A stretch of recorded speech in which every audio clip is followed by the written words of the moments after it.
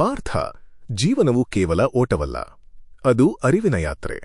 ನೀನು ಎಷ್ಟು ವೇಗವಾಗಿ ಓಡುತ್ತೀಯ ಅಷ್ಟೇ ಮುಖ್ಯವಲ್ಲ, ನೀನು ಎಲ್ಲಿ ಹೋಗುತ್ತೀಯ ಅದೇ ಮುಖ್ಯ. ಒಂದು ಕಥೆ ಕೇಳು. ಒಬ್ಬ ಗಾಡಿಗನು ತನ್ನ ಎಮ್ಮೆಗಳನ್ನು ಬಡಿದು ಮುನ್ನಡೆಸುತ್ತಿದ್ದ.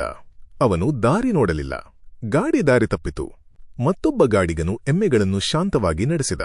ಅವನು ದಾರಿಯನ್ನು ಗಮನಿಸಿದ. ಅವನು ತಲುಪಬೇಕಾದ ಸ್ಥಳವನ್ನು ತಲುಪಿದ. ಪಾರ್ಥ, ಕೆಲಸ ಮಾಡುವುದೇ ಕರ್ಮ. ಆದರೆ ಅರಿವಿಲ್ಲದೆ ಮಾಡಿದ ಕೆಲಸ ದಾರಿ ತಪ್ಪಿಸುತ್ತದೆ. ಕರ್ಮಕ್ಕೆ ಜ್ಞಾನ ಸೇರಿದಾಗ ಜೀವನ ಸರಿಯಾದ ದಿಕ್ಕಿನಲ್ಲಿ ಸಾಗುತ್ತದೆ. ಇಂದಿನ ಮನುಷ್ಯನಿಗೆ ಸಮಯ ಕಡಿಮೆ, ಆದರೆ ಅಶಾಂತಿ ಹೆಚ್ಚು.